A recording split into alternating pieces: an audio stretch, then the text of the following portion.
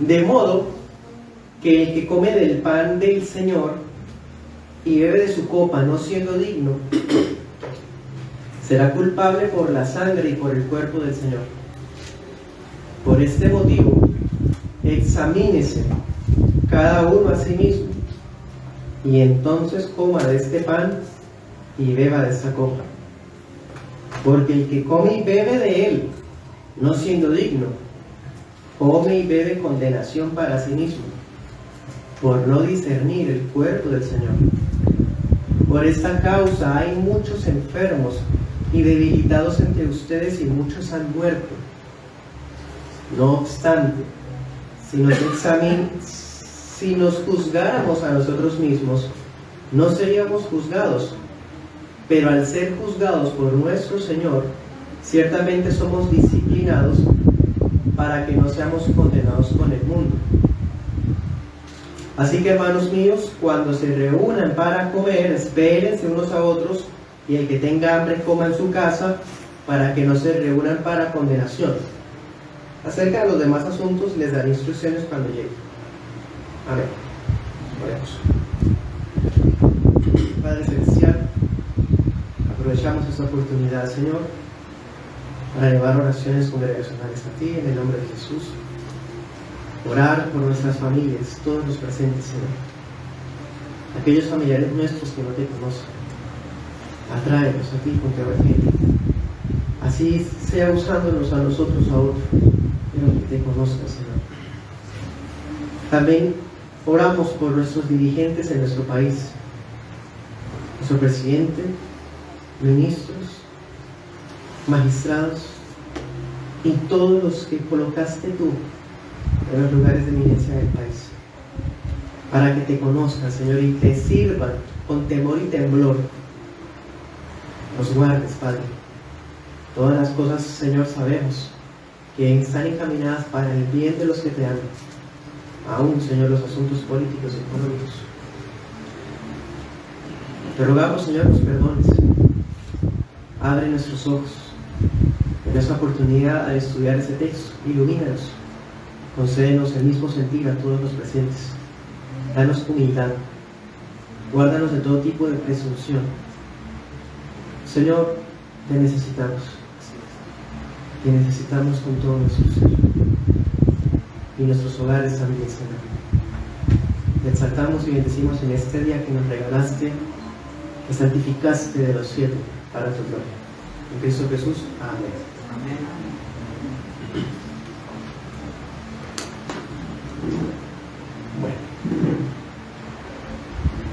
Ahorita en el primer punto miramos ese versículo muy diciente que decía: es necesario que entre ustedes haya divisiones para que se ponga de manifiesto que no todos son aprobados. Un versículo muy fuerte. Ya miramos que no tiene que ver con salvación, sino con madurez.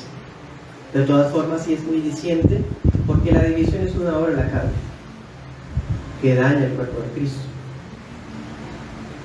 Ahora que vamos a hablar de proteger la mesa del Señor, es claro que no vamos a hablar de crear ningún tipo de división, porque el mismo texto acaba de repudiar eso. No estamos de acuerdo con ningún tipo de división carnal. Por el contrario, basados en el mismo sentir de la doctrina y de la santidad de los miembros. Al finalizar les decía, la iglesia puede supervisar quiénes sí pueden y quiénes no participar de la cena del Señor. La cena del Señor no es algo que se ministra a potestad del ministro, en el sentido de que, por decir algo, si llega un familiar mío a la iglesia local, yo lo conozco, por ejemplo, yo no voy a participar de la cena del Señor, porque aunque yo lo conozco, la membresía no. Y es la iglesia, recordemos, la cena es una cena de congregación, congregacional, de unidad. Bueno, entonces, todos los miembros pueden discernir quién debería ser retirado de la mesa del Señor. Y por consiguiente, en un momento dado, de la membresía misma, si no hay arrepentimiento en el creyente, que quizás es impedido. En muchas ocasiones el pastor tiene que sí ejercer potestad de impedir a alguien de la cena. En principio, la iglesia es la responsable de ello. Pero también el pastor es responsable de ello. Pero no caprichoso o tirano, sino por razones de tipo moral, de tipo doctrinal, de testimonio. De eso vamos a estar hablando en esta segunda parte. Entonces vamos a darnos cuenta. En la primera parte, el problema de los corintios, ¿cuál fue? Mal entendimiento, mala práctica de membresía, de lo que es la iglesia. Y ahora, en esta segunda parte, vamos a darnos cuenta que el problema de los corintios es un problema relacionado con la disciplina eclesiástica.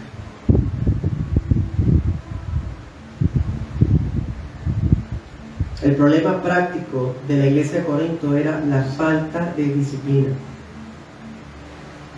Cuando uno escucha esa expresión disciplina eclesiástica, ya uno se va imaginando de qué se va a hablar, ¿no? De que en la iglesia del Señor, aunque somos un cuerpo, la embajada del cielo en la tierra, de todas formas tenemos deberes y responsabilidades que tenemos que cumplir. Y si uno de entre nosotros anda desacorde a ello, para el bien de esta embajada, que sigue siendo imperfecta, pero que quiere ser pura, lo mejor es retirar privilegios. No para crear divisiones, como ahorita decía, por caprichos, pareceres, sino para proteger la mesa del Señor y de la misma persona, porque la mesa del Señor no es un ser vivo. El ser vivo es el hermano que está en indignidad y va a participar estando así por amor a su alma, preferimos cohibirlo, ¿cierto? Ahora la pregunta es, hermanos, ¿qué se requiere para asegurarnos que estamos celebrando la cena solemnemente? O más bien, sabemos que la cena es algo congregacional, no se puede hacer a domicilio o en la casa. Por ejemplo, en pandemia he sabido de casos de creyentes que en pandemia, como no podían congregarse, hacían el pancito con el juguito y allá en la casa celebraban la cena. Bueno, si eso fuera cena sería profano, pero no es cena porque primero el papá de la casa no es pastor para administrar los elementos, y segundo, de pronto en una familia no todos son miembros. ¿Dónde está toda la membresía, no? Entonces, por donde lo veamos, es bastante ignorante la práctica, aunque tiene buenas intenciones. Pero ustedes saben que en Cristo las buenas intenciones no valen. Así como Usa tenía buenas intenciones de que el arca no se cayera. Eso era bueno, que no se cayera el piso, pero no era él para hacer eso. Entonces, hermanos, sí, la cena es congregacional, pero cada quien es responsable porque está en juego su propia vida. Esto no es venir a jugar a hacer iglesia y al acabar pues hay refrigerio y pues repartimos el pancito y tan bonito. No, hermanos, estamos celebrando un Dios santo que hizo temblar el Sinaí, un Dios santo que desde los cielos llama a arrepentimiento a todos. Entonces el examen, ¿cómo comienza? Individualmente. El apóstol Pablo menciona 3 maneras a través de las cuales los miembros pueden ser protegidos de participar indignamente. Cuando el miembro se protege de participar indignamente, así protegemos la mesa del Señor.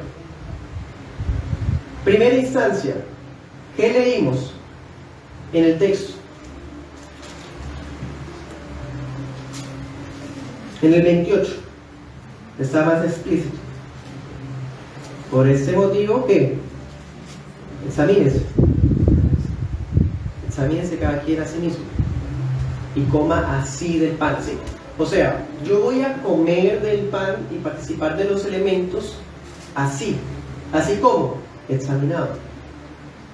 Habiéndome examinado, reviso mi dignidad. ¿Cómo podemos saber que el examen lo estamos haciendo bien? Porque ¿quién se califica mal a sí mismo? Yo soy digno. Sí, yo soy, hasta empiezo a compararme con otro. Yo soy mejor que tal. Yo merezco más que tal. Entonces, porque soy mejor que, soy digno. Impresionante. Pero esa mentalidad no es cristiana. Esa mentalidad no es la mente de Cristo. Pregunta: ¿qué me motiva a mí a participar de la cena? ¿Cuál es su motivación? Vamos a escarbar un poquito más. ¿Será el orgullo porque no lo vean sentado? De pronto, si me ven sentado, van a pensar que estoy en pecado. Entonces prefiero pararme y participar para que no digan que estoy en pecado. Escarbamos otro poquito más. O lo que me motiva a participar de la cena es el reconocimiento solemne de lo que está ocurriendo ahí. ¿Se da cuenta del enfoque? El cristianismo de nuestras regiones tiende a ser muy egocéntrico, muy ocupado en lo que yo pienso, en lo que yo siento, en lo que yo experimento, lo que yo opino, bueno, yo. Pero en el cristianismo bíblico, Cristo está en el centro. Aquí no se trata de qué dicen de mí o qué piensan de mí. Aquí se trata es de Cristo.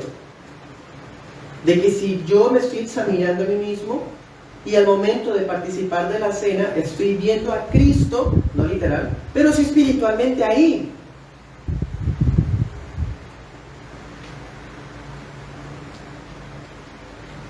Algunas personas, algunos hermanos, a propósito,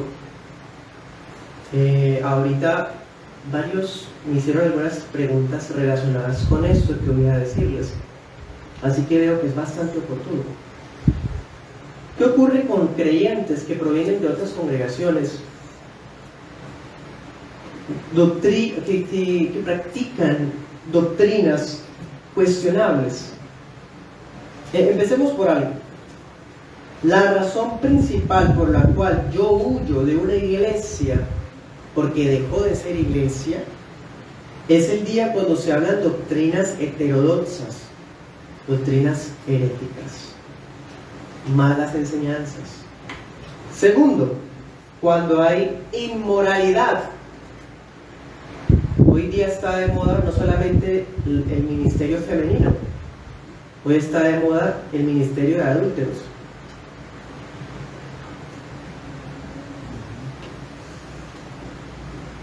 Entonces, hermanos, podemos salir, porque hay un dicho puritano: cuando la disciplina de la iglesia se va de la iglesia, Cristo se va con ella. Cuando la iglesia le abre puerta al pecado, se tolera el pecado y la inmoralidad es cosa normal, no solamente en el liderazgo que llaman, sino pues si en las partes de arriba hay liderazgo, ¿qué se puede esperar de los que se congregan? Pues hermanos, entonces, si yo huyo de esas circunstancias y llego a una iglesia bíblica, aunque el Señor me ha guardado y me permitió discernir lo que se estaba haciendo mal, o sea, yo no me salí por ser hipercrítico y uy, soy más santo que ellos, no, es que hay cosas evidentemente bíblicas. Eso que acabo de mencionar es básico. Hay muchas personas que saben de esas cosas, pero como tienen intereses personales y familiares, se quedan. Eso es pecado contra la fe cristiana. ¿Será que las conciencias de ellos son regeneradas? Quedan muchas incógnitas, ¿cierto? Pero bueno, no somos ¿quiénes para resolverlas? De todas formas, si su merced llega de una congregación así, con prácticas cuestionables y doctrinas cuestionables, aunque usted no alcance a percibirlo, hay doctrinas e ideas y opiniones que su merced trae que están equivocadas. Por algo llegó acá. Entonces, cuando ocurre ello, es normal hasta llegar a sentirnos de cierta forma discriminados. Porque en un momento dado, hace varios años, visitamos una congregación que tenía la cena cerrada no semicerrada, cerrada, solo los miembros de allá participaban. En ese entonces yo estaba bastante joven, estaba con mi señora madre y mi hermano, y pues nosotros desde pequeñitos fuimos criados en el Evangelio y bautizados como tal, junto con mi madre, pero tuvimos que quedarnos sentados, y yo sé que se siente, pero ahí entra el tema de la madurez. Ahora ya entiendo muchas cosas porque esa iglesia hizo eso. Algunas que pues era una congregación bastante legalista, bastante conocida por su legalismo, ustedes la conocen, pero ahora que estamos en una iglesia bíblica donde enfatizamos el Evangelio de la gracia, nos damos cuenta que es necesario de cierta manera dejar esos lineamientos, esos límites a la participación de la cena. Y no se trata de discriminar. Es más, cuando estamos celebrando y ministrando los elementos, siempre trato de recordar orar por los que están sentaditos, porque en ninguna manera el que se coloca en pie es mejor que el que se quedó sentado. No.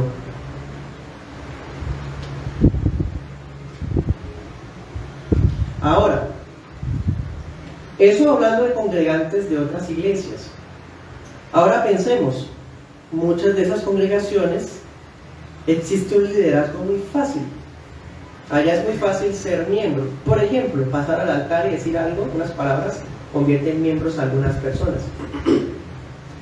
Y en cuanto al liderazgo, con que asista quizás ciertos meses ya puede dirigir, o bueno, le dan algún liderazgo, alguna función, y ya, el líder tal, bueno, ya hay hasta pastores nombrados así, cuando la Biblia dice no neófito. Entonces, incluso creyentes que han discernido las cosas que ahorita vimos y salen de esas iglesias y llegan a iglesias bíblicas, ellos creen que porque tenían posiciones altas en donde estaban, pueden o tienen ya muchos presaberes. Hermano, si esa es su condición, yo le aseguro, se lo firmo, donde tenga para afirmar, que va a aprender cosas que antes no sabía. Se lo aseguro. Y se va a dar cuenta que es lo mejor. Por lo menos un tiempo abstenerse mientras profundiza. Cuando conocí la Reforma, les comparto algo personal. Yo también tengo antecedente con el pentecostalismo y alcancé a conocer doctrinas mesiánicas, judaizantes, términos y todas esas cosas. Y gracias al Señor, durante ese mismo tiempo, conocí la Reforma. Tenía estas dos alternativas, siendo un joven de 18 o 17 años. La alternativa judaizante tiende a ser esotérica, mística, wow, a hacer deducciones hasta proféticas. Pero cuando me encontré con la Reforma, vi tanta consistencia, tanta coherencia tan impresionante, vi armonía. Lo que decía el hermano tal del siglo XVI es lo mismo que decía el del siglo XIX.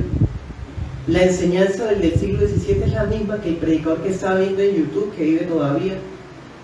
El predicador que me encontré en un grupo de las redes sociales, un grupo de sana doctrina, estaba predicando lo mismo que se predicó en el siglo tal. Y me pareció muy impresionante. En cambio, con las vertientes judaizantes, cada grupito tiene sus cosas, sus pronunciaciones, sus interpretaciones. En cambio, acá hay consistencia, hay coherencia. ¿Por qué les comparto eso? Porque cuando recién conocía estas cosas, yo pensé que sabía mucho. Y cuando conocí tan solo las doctrinas de la gracia, hermano, empezando que las doctrinas de la gracia lo humillan a uno. La total depravación, la elección incondicional, la expiación limitada, gracia irresistible, perseverancia de los santos, hermano. Cada doctrina era un golpe fascinante, duro, porque me confrontaba con lo que yo pensaba que creía bien, pero emocionante porque veía y me saboreaba la verdad, sabía que esto es la verdad.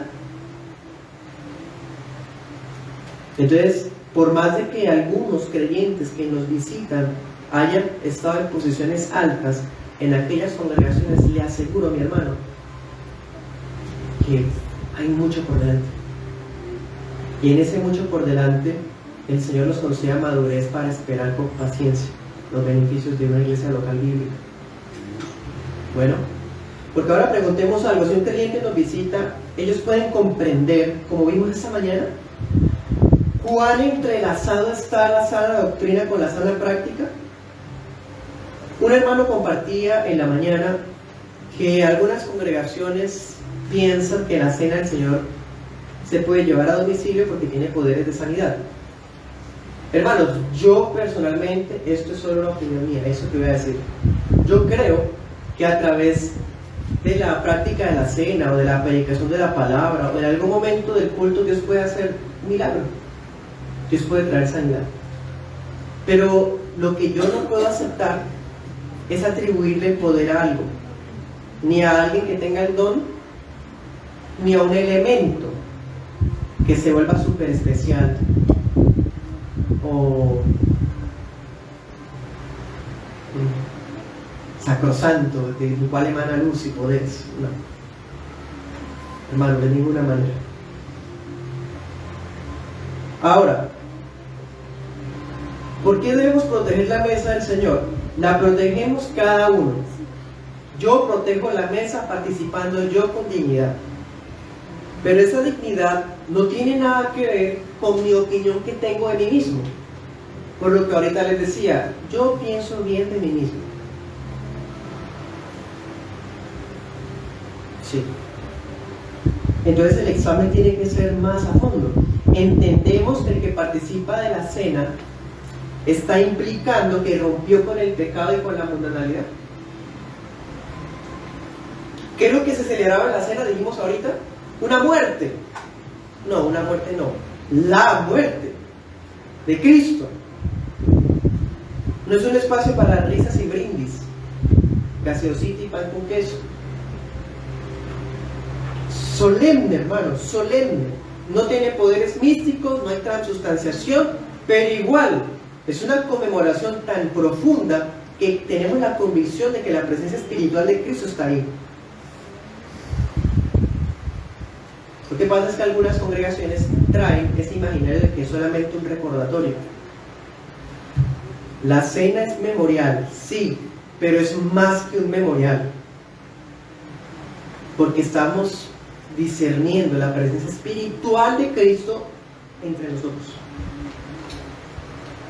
Entonces, cuando participamos de la cena, estoy diciendo, morí en Cristo. Mi relación con el pecado es una relación de fastidio, de odio. Con la mundanalidad, una relación de asco. De estoy acá porque no te pido que lo saques del mundo, sino que lo guardes del maligno. Tampoco vamos a pretender salir, ¿sí?, en secreto de repente. No, pero tampoco mezclados. Otra cosa, entendemos que cuando comemos del pan estamos significando que somos un solo cuerpo. El pan simboliza el cuerpo de Cristo, pero el cuerpo de Cristo, ¿quién es? La iglesia. Entonces, ese pan simboliza que somos miembros de la iglesia. Un hermano que nos visita es hermano en la fe, pero todavía no existe ese conocimiento mutuo del amor fraternal que hablan las Escrituras, como por ejemplo en 1 Pedro. Ese amor fraternal el cual me lleva a conocer las necesidades y virtudes de los otros. Entonces estamos comiendo de un mismo pan, significando la unidad espiritual. ¿Sí? Por eso tanto énfasis ahorita en el mismo sentir. Cuando participamos del pan estamos diciendo mismo sentir tenemos todos los que comemos de ese pan. ¿De verdad, hermano, está ocurriendo eso en su vida? O al participar del pan y hablar del mismo sentir, resulta que usted como dirían por acá, todo está de una manera y hay algo que como que no, ¿cómo dirían? Como que desencaja, no desentona. No cuadra. Sí, entonces, y eso se ve en la práctica, en la conducta. ¿Cómo empiezo haciendo mi examen de mí mismo? Que ese es el primer paso, ¿no? ¿Qué dice el Salmo 26:2? ¿Usted es capaz de hacer esa oración que hace David? Antes de participar de los elementos, el regenerado se une a la oración del salmista. ¿Cuál? Examíname, oh Yahvé, y pruébame. Escudriña mis entrañas y mi corazón. ¿Usted puede decirle eso a Dios antes de participar de la cena? Acuérdense otro pasaje. Examíname y ve si hay en mí camino de perversidad. Examínese pues cada uno a sí mismo y coma así de pan. Está hablando de eso. Se supone que el regenerado tiene justo juicio acerca de sí mismo, dice Filipenses. Nadie tenga más alto concepto de sí mismo que el que en realidad debe tener. Gálatas 6 también habla de eso, Romanos 12, varios pasajes habla de eso. Pero muchas veces la inmadurez y la carnalidad que todavía traemos interviene y nos hace que, aunque sabemos que estamos actuando mal, queremos decirnos que no, estamos bien. Y si nos impiden participar de la cena, no, qué ofensa. Porque yo merezco, cuando se le está diciendo las razones. O por lo menos, usted sabe qué es. Pero ahora, volvamos al texto de Corintios 11. Dice en el 29, el que come y bebe de él, no siendo digno, come y bebe de condenación. En el 28 dice, pues, por ese motivo examínese cada uno a sí mismo y entonces coma de ese pan y beba de esa copa. ¿Qué pasaría si estamos celebrando la cena y yo soy un creyente que tengo la aprobación de los miembros, el pastor no conoce nada de mí, por lo cual me impida, pero recuerdo algo que hice, que yo sé que es pecaminoso? Hermanos, no vamos a irnos a los otros extremos. Hay dos extremos. El primero, sentirnos con el peso de la culpa por cada cosa mala que hacemos, como si no tuviéramos abogado ante el Padre, como si la sangre de Cristo no fuera suficientemente poderosa para perdonarnos. Tampoco. Son dos extremos. El que la toma así como fresco y el otro que no puedo. ¿Por qué Cristo? No, es que me enojé esta semana. ¿Quién no se ha enojado, hermano? ¿Me hago entender? Hay pecados que son pecado, pero que no me impiden de participar de la cena, porque cuando yo me examine, el examen bíblico que habla acá no es para que yo no la tome, sino es para que la tome con dignidad. ¿Sí me escuchó? No es para que yo diga, uy, porque yo hago el examen, hermano, el primero que se baja soy yo. Omisión, comisión, la lengua, los ojos, los pensamientos, lo que uno escucha. No, hermano. Pero sí hay cosas que de una vez inhabilitan para que alguien pueda participar. Espero alcanzar a conversar un poco de ello, compartirles un poco de ello. La dignidad de la que está hablando Pablo no es una capacidad moral y personal para tomar los elementos. Soy buena persona, participo en la cena. No, yo estoy en buena comunión, voy y participo. Diría el católico romano, ya me confesé y estoy bien, no le hago nada a nadie, pues puedo pasar a comulgar, dirían ellos, ¿no? Hay muchos cristianos que están pensando de esa manera. La dignidad de la que está hablando el texto se refiere a la solemnidad de la celebración del sacramento. Entonces no se trata de cohibirnos cada vez que no cumplimos los estándares de nuestro legalista interior,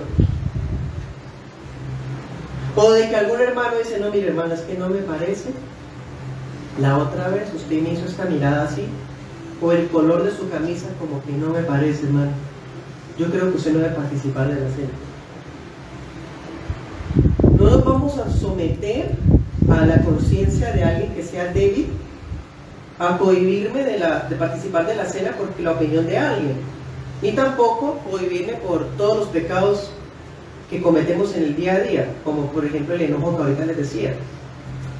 Bueno, más bien el examen debe guiarnos al arrepentimiento. Voy a citar una pregunta del doctor y pastor Waldron. ¿Estás permitiendo que el descuido de ser miembro de una iglesia local o la lucha irrazonable con la seguridad te traicione de manera que peques contra este mandato especial de Cristo? Cierro comillas. En otras palabras, ¿se está cohibiendo de la cena cuando bien pudiera? No ha entendido lo que significa ser miembro de la iglesia y hasta que no lo entienda no puede participar. Entonces el culpable de no estar participando es usted mismo. Entonces, primer paso, primera manera de proteger la mesa del Señor, examinarse cada quien a sí mismo. Como decía el salmista, escudriñame. ¿Cierto? Segundo, volvamos al texto. Versículo 29, en la parte final dice, por no discernir el cuerpo del Señor.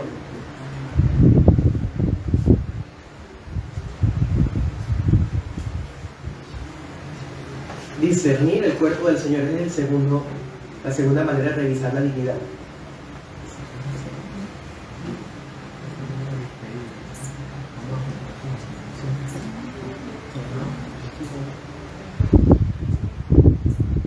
¿Qué significa discernir el cuerpo del Señor? Básicamente dos cosas. Primero, que el creyente, cuando tenemos los elementos, es capaz de visualizar lo que cada uno simboliza. Incluso, no me malentiendo, puede llegar a sentir la presencia espiritual de Cristo al momento de celebrar la cena. En otras palabras, no es un mero pan o un mero jugo. No lo toma así como que tomen el pan, sigue el jugo.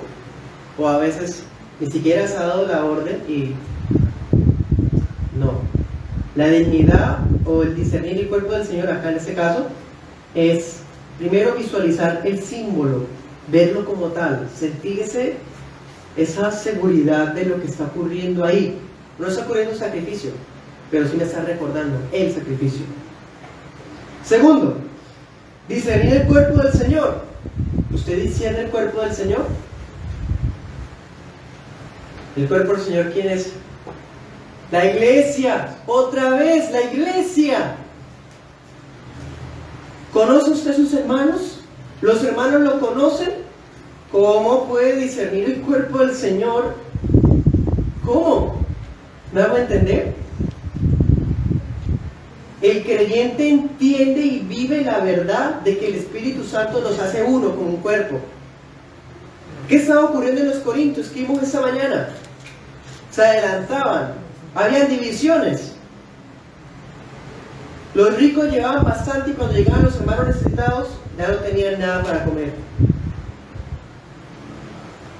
Y el Espíritu Santo nos había convertido en uno solo. Miren Corintios 10, 16.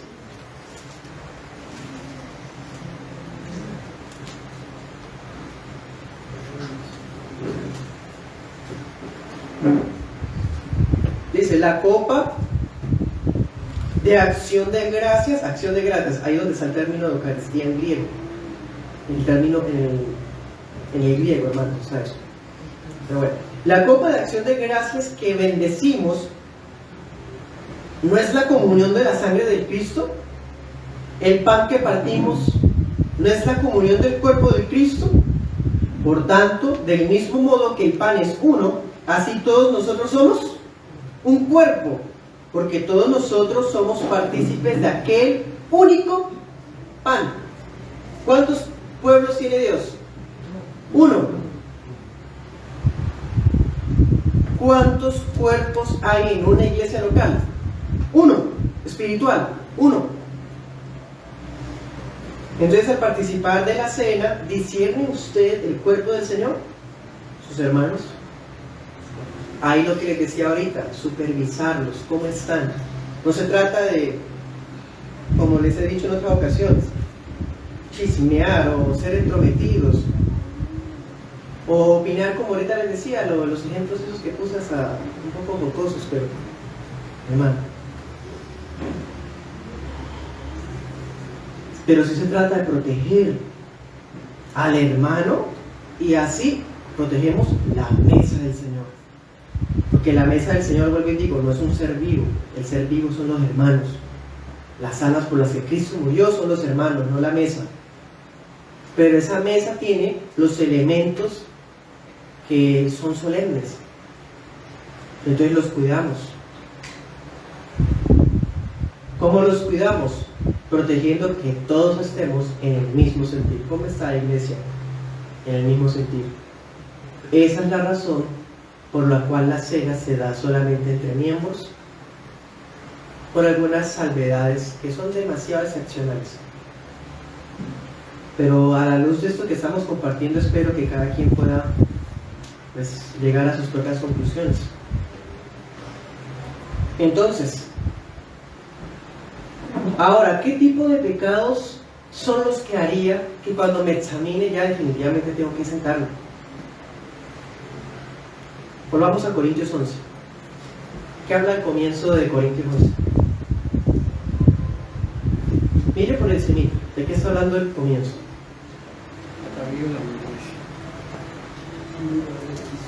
De la presentación personal de las esposas, de la sujeción de la esposa al marido. Está hablando de los roles en el hogar. Wow. En el mismo contexto de la cena del Señor, Corintios 11 está hablando de eso. Eso nos lleva a deducir, si habláramos de cosas que cohíben a que una persona participe de la cena, es en el caso de las esposas que no se sujeten al esposo. Pero hay muchas mujeres cristianas supuestamente que son bastante irrespetuosas de la autoridad que Dios le dio al varón. Tienen hasta más autoridad que el varón y son las primeras en pasar a tomar los elementos. No son dignas de participar del pan, porque rebeldes no pueden participar de este pan que es unidad. ¿Qué otra causa para que alguien se cohíba a participar de la cena? La división. Lo que estaba ocurriendo en los corintios, los divisionistas, los que les gusta hacer grupitos para hablar de otros, para reírse de otros, murmurar de otros. Eso es horrible, hermanos. Horrible. Esas personas, y sí, en el momento de la cena, así muy solemnes. Dice, discernir el cuerpo. Los que tienen resentimiento con un hermano, si guarda resentimiento en su corazón con un hermano de su iglesia, ¿cómo se atreve a participar del pan que somos uno? Yo soy uno menos con este pedazo. Hermano, es un solo pan. Arreglemos las cosas. Si somos maduros, hablemos en privado y que el asunto quede entre nos y punto. Los que crean chismes y murmuraciones, los esposos abusivos. No solamente las semanas, no, ya están los esposos también, que les diga algo a ellos. Claro, hermanos. Primera de Pedro 3 dice que cuando el esposo trata con aspereza y brusquedad a la esposa, sus oraciones tienen estorbo. O sea, si ahorita dijimos a la luz del contexto que la mujer no puede participar si es insumisa, pues el varón abusivo tampoco. Pero se sabe que hay muchos abusivos que participan de la cena. Entonces, hermanos, en pocas palabras, en resumen, no puede participar de la cena nada que rompa la unidad de la iglesia local o del hogar. Entonces, ¿qué vimos? Primer punto, examinarme a mí mismo. Pero ese examen no es de mi opinión, porque ya sabemos, cada quien piensa bien de sí mismo. El examen debe ser bíblico como el del salmista. Bueno, revisar mi motivación al participar de la cena, mi coherencia con mi profesión de fe. Segundo, discernir el cuerpo. Por un lado, que eso no son elementos comunes y corrientes, eso no es un refrigerio, es la Santa Cena. Y segundo, discierno el cuerpo, la iglesia. Estoy bien con mis hermanos. Ellos me supervisan a mí, mi testimonio, y yo conozco el testimonio de ellos. Eso es ser iglesia. Ser iglesia no es venir a sentarnos cada 8 días y escuchar a alguien. Hermanos, ser iglesia es vivir la vida cristiana como la Biblia nos muestra esto. Tercer paso, o tercera manera de proteger la mesa del Señor.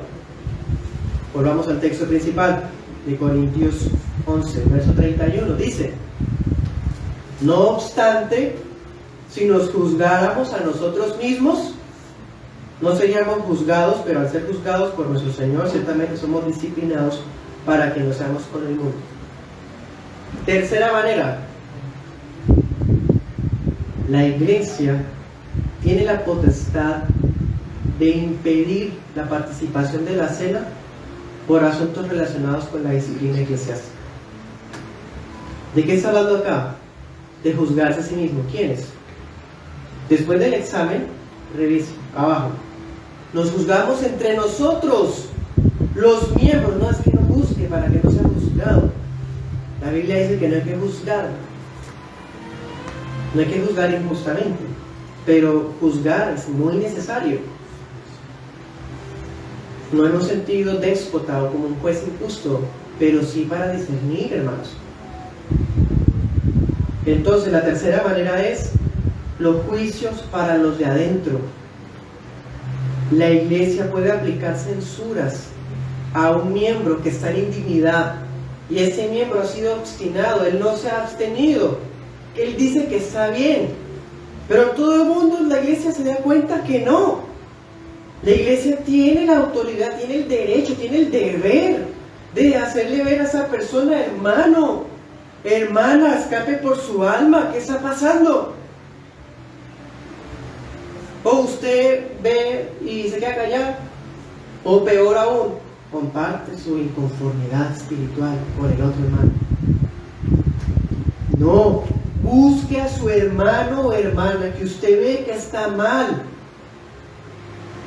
y haga lo que está a su alcance. Eso es lo de la restauración de Gálatas 6:1. Tú, dice, que eres espiritual, restauralo con espíritu de mansedumbre, no sea que tú también seas tentado. O sea, me acerco al hermano, mi hermano, me parece, es una impresión, puedo estar equivocado, pero he visto esto y esto. Estoy preocupado por usted. ¿Qué está pasando? De pronto esa persona, debido a su inmadurez o carnalidad, está ciego en su maldad. Y cuando usted le hizo ver, fue estremecida y volvió en sí. ¡Gloria a Dios! Y Dios lo usó, como dice Santiago 5, cuando uno parece extraviarse, ¿se acuerdan? Cubre multitud de pecados. Eso es ser iglesia, hermanos.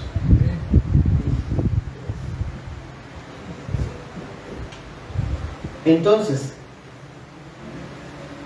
¿cuáles son las censuras bíblicas de una iglesia? Exhortaciones privadas. La exhortación es una palabra muy mal entendida. Exhortación no significa regaño.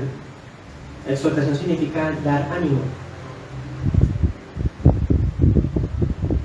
Obviamente hay veces, de hecho la mayoría, hay que hablar con seriedad. Porque si usted dice una verdad con preocupación sincera, pero lo dice riéndose, así como un chiste, todo tiene su tiempo: tiempo de reír, tiempo de abrazar, tiempo de... Exhortaciones privadas, jamás de exhortaciones a través de terceros o compartir opiniones de un hermano que usted tenga con otro hermano. Mucho cuidado, hermanos. Eso es el comienzo de las divisiones, de las murmuraciones. Segundo, amonestaciones con testigos. Testigos. ¿Quiénes son los testigos? No los compinches. Mi parchecito. O sea, nosotros sabemos todo porque es que, claro, lo saben porque van a chismear siempre. Saben a chismear los mismos de siempre. Y comen juntos, pero es para chismear. Hablo de esto basado en casos que he visto. Acá no he visto eso. Aclaro. De todas formas, los testigos son personas maduras, objetivas, que también se han dado cuenta de la situación espiritual del hermano que está decaído. Y que por providencia usted se enteró que esa persona también lo vio. No se van a sentar a hablar del tema. Más bien planeen un día para ir juntos a hablar con la persona si no hubo resultado al hablar en privado. ¿Listo? Eso es ser iglesia también, hermanos. Eso que les estoy diciendo está en Mateo 18. Tercero, si tampoco funciona, la iglesia debe reprender a esa persona públicamente. Y dice, si no escucha a la iglesia, tenlo por gentil y publicano. Es decir, debe ser expulsado de la iglesia. Ese tema, yo creo que los hermanos han estado hablando, el hermano Cristian, el hermano Samuel, el tema de disciplina eclesiástica, entonces no me voy a enfocar en eso. Estoy hablando de la cena. ¿Sí? Entonces, hermanos, dense en cuenta, ¿no? Eso es discernir el cuerpo del Señor. Ven que es más allá de sentir que yo sí puedo participar. Porque no se trata de yo, se trata de nosotros como cuerpo. ¿Sí? A propósito, nuestra confesión, la confesión de la iglesia local es la confesión de Londres de 1689. ¿Me la permite, hermano, por favor? Si la tiene a la mano. Nosotros no creemos que la confesión sea la palabra de Dios, algo así, ¿no? Pero voy a leerla solamente como un testimonio de que los bautistas desde el siglo XVII, eso está, hermano, claro. Leamos el capítulo 28.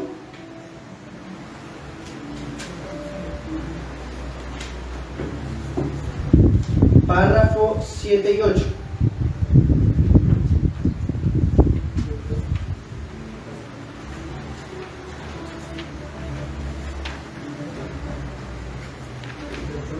Capítulo 28, párrafo 7.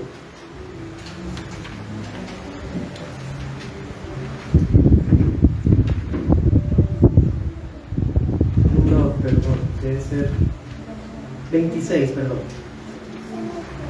Capítulo 26, párrafos 7 y 8. ¿Listos?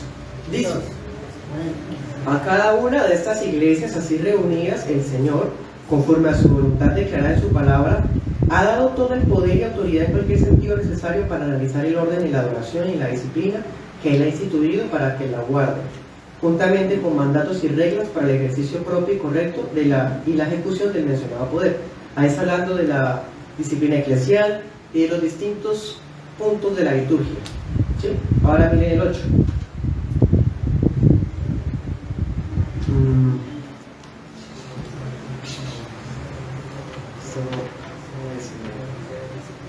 Esta versión no la entiendo.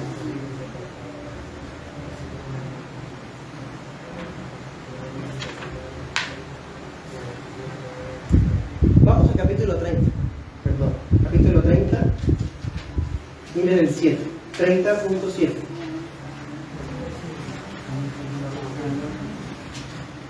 Dice: los que reciben dignamente esta ordenanza, participando externamente en los elementos visibles, también participan interiormente por la fe, de una manera real y verdadera, aunque no carnal y corporal, sino alimentándose espiritualmente de Cristo crucificado y recibiendo todos los beneficios de su muerte.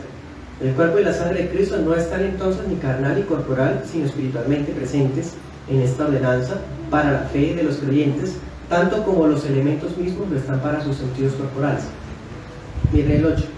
Todos los ignorantes e impíos, no siendo aptos para gozar de la comunión con Cristo, son por lo tanto indignos de la mesa del Señor y, mientras permanezcan como tales, no pueden, sin pecar grandemente contra Él, participar de estos sagrados misterios o ser admitidos a ellos.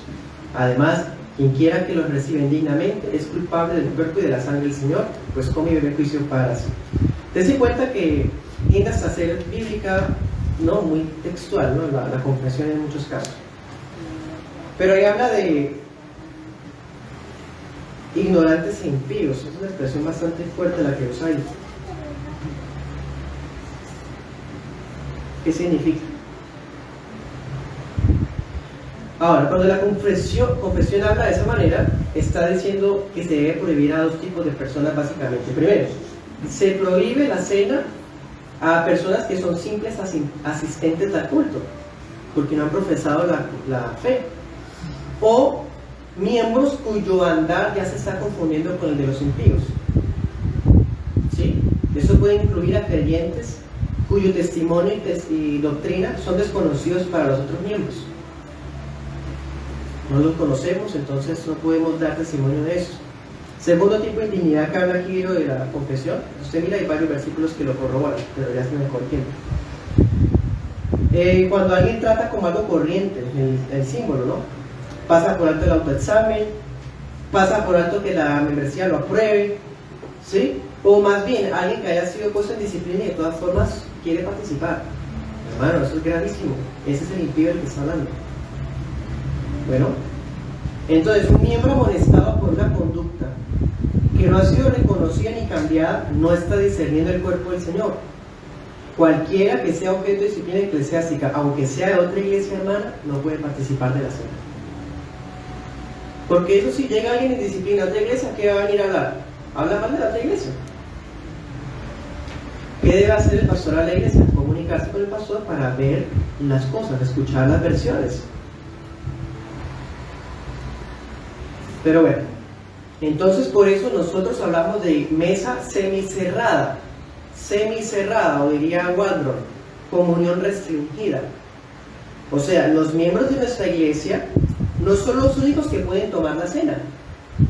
Se puede invitar a miembros de iglesias hermanas que posean carta de recomendación pastoral, como aparece en Corintios. Las iglesias se daban cartas de recomendación. Entonces, si está esto, sea por visita ocasional o por traslado de membresía, bienvenido a la mesa del Señor. La mesa cerrada completamente es la que dicen no solo los miembros y nadie más. En cambio, la semicerrada es solo los miembros más hermanos de iglesias hermanas que tengan carta de recomendación. Porque si es un hermano de iglesia hermana, pero que no tiene nada de recomendación, ¿qué tal sea disciplina? Entonces, hermanos, ya para terminar digo esto. La membresía y la cena del Señor son tan importantes que la Biblia le ha designado dos guardianes. Primer guardián, el pastorado. Segundo guardián, la asamblea de miembros. Aquí hay miembros, entonces se puede proteger la mesa del Señor. Pero ¿qué pasa si la congregación descuida el deber? ¿Qué pasa si el pastor tolera el pecado y eso? Entre nosotros. O que el pastor no sepa que es una persona hipócrita que ha sabido aparentar su maldad y la toma como si nada. Hermano, se lo aseguro, el Señor lo va a poner descubierto. Se lo aseguro, hermano. Yo lo he visto. El que no confiesa su pecado a Dios o busca su restauración, Dios lo va a hacer quedar mal en público. Va a sacarle a la luz su pecado. Ahora, tampoco se trata de que participen todos para tenerlos contentos. Hoy vimos muchas cosas, hermanos. Reflexionemos. Pero algo sí les aseguro, ya que la mesa es congregacional, si entre nosotros hay alguien que lo está tomando indignamente y lo sabemos, el juicio es para todos. Porque estamos siendo alcahuetas del pecado. Pero si es por ignorancia, acuérdense que en Josué 7, Josué no sabía lo que hizo Acán. ¿Y qué pasó? De todas formas perdieron. Van a haber consecuencias para la iglesia si hay un miembro que está en pecado. Va a haber consecuencias para la iglesia. Así que lo mejor es hacer algo por ese miembro y si no, aplicar disciplina eclesiástica. Pero dense cuenta, no es para deshacerse uno de una persona, es para cuidar al cuerpo de Cristo, que es santo y es unido. Y si no, bueno, si el hombre no quiere hacer sus veces, es más terrible caer en las manos del Dios vivo. decía ahí, si nos juzgáramos a nosotros mismos, no seríamos juzgados, pero siendo juzgados por el Señor. Los corintios no se estaban juzgando a ellos mismos, la disciplina eclesiástica no servía. ¿Qué pasó? Por eso muchos duermen, muchos enfermos entre ustedes. Si la iglesia no quiere proteger la mesa del Señor o proteger la pureza de la membresía, entonces Dios lo hará. Si esta iglesia es de Dios, Dios la protegerá de cualquiera, aunque sea miembro, que esté en obstinación de corazón. A aquellos que están sentados por intimidad, porque se les ha cohibido, les digo esto: ¿qué está haciendo para recuperar su privilegio? No es sentarse cruzado de brazos, ir al baño en el momento de la cena, o salirse de la iglesia mientras acaba el culto. No. Más bien aproveche la oportunidad para confesar su pecado ahí y determine abandonar ese proceder con tal de no perderse más del don de participar de la mesa del Señor. Y aquellos que mantienen su comportamiento pecaminoso y no les importa participar más otra vez de la cena, están mostrando que prefieren comer el pan y el vino de los demonios y no el del Salvador de gloria.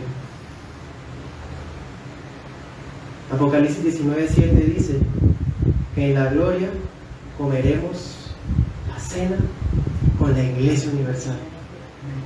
¿Estará usted ahí, hermano? Oremos.